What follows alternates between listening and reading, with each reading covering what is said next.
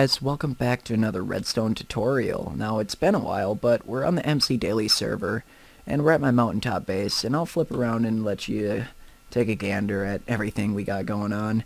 So, this is my modern house, and gracious player named Cammy Warrior actually spent a long time building it for me, but when we come out of it, we take this little pathway over to this shed, in this little rustic looking area, whatever you want to call it. And right inside my shed here, I'll fly around and or I'll attempt to fly around and show you what we got underneath the shed. It's a small little area, and there's these boats in the wall. So we're actually going to hop right on in, and I'll show you what's going on before I tell you why I made this and everything. But I just fall in the hole, press space, and as you can see, I'm launched pretty high in the air, pretty far. Now that is greatly affected by the direction you look when you're falling, or the amount of boats you have. The more boats you have, obviously, the farther and higher you're going to go, but it might drop your FPS, so be warned. But I created my own Elytra launcher, obviously, and that is because I do not like flying into water and then falling. I do not like slime blocks pushing. You know, if I want a machine, I want an effective and efficient machine, something small, easy to use, and gets the job done, and that's exactly what I created, this tiny little Elytra launcher, and we're just going to get right into building it. So I'll hop into my tutorial world, and I'll see you there. And I've just loaded up a world. Luckily I spawned right on top of a mountain, so if I did have a base here and I wanted to build an Elytra launcher, I could do it right here. But what you're going to want to do is, whatever direction you want to be launched off into, is you want to come up and place a wall, like so.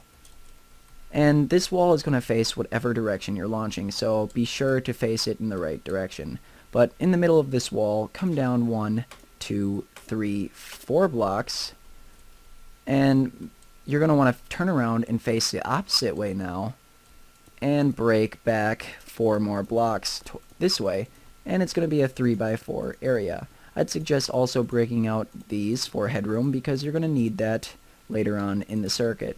Now you're just going to want to, actually I have to break 1 more, but you're going to want to come into this little 3x3 section here, forget that part, and break the hole, step down in it, break a wall part, and put down a dispenser facing into that hole there. Now you're going to come into the hole and you're going to place a water bucket, and that water is going to be for the boats when they're dispensed. So to keep the boats into place, we are actually going to come up and take some building blocks, and we're going to place on every edge of that hole a block like so. Now in every corner we're going to place an end rod just to hold the boats. Now these ones aren't as important, but we're just going to leave them there to hold on just in case. So we're going to take some slabs, or a slab, and we're going to place that right above the water now. So now that's just, the boats are going to be dispensed. They're going to come up and they're going to sit on that slab. So now we actually have to fill in the boats. So we're going to come behind this dispenser here, place down a hopper like so, and then I personally am just going to bring a hopper train going up like this, grab a chest, and then we're going to fill that said chest with boats. Now I suggest anywhere between 1 to 2 double chests for best, I have to grab more boats, for the best efficiency of this machine, but, you know, it works great with just 1, or if you can't handle that with FPS, you could do a single chest. It really depends on your preference and what you want to do. Now I'm just going to keep filling this chest so we can keep it going and get a nice amount of boats in there. As you can see, I do have only 1 double chest, but all the hoppers and the dispenser below are filled as well, so you have to take that into consideration. Now, luckily, this block right here is actually right behind this dispenser, so we are going to come out behind this block 1, 2, and 3 blocks, and we're going to take the new observer block, actually, and place it right here facing that way, and we're going to place another one facing into it. Now, what this does is it detects each observer block as it updates and fires, and it basically just creates a simple redstone pulse, and it's one of the smallest clocks I've seen, but it's taking care of these boats quite well. So now we're going to take a regular piston and place it right on top of that observer block. And we're actually going to wait for these boats to disappear or be done, you know, being dispensed before we continue. And as you can see, that is about to happen right about now. So we can actually break all of these and get rid of them. We don't need them. I'll place that back though. And we can get rid of the observer blocks. And actually get rid of the dispenser. We can get rid of all of it, including the water as well. The boats are where they're supposed to be, and they're not moving. So we are actually going to carefully break this block. Be sure not to touch these boats at all. We're going to break this as well. And we are actually going to place a block right here so it can push these boats. So I'm going to grab a redstone torch, and I am so close to the boats, I am scared. But we're going to place a redstone torch right here and then unpower this piston. And we can actually place another block like so. Power it again. And as you can see, the boats, they get stuck in that wall right there. So we can actually now break all of these blocks back here behind this. And that is our launcher basically complete. Ooh, we got a message.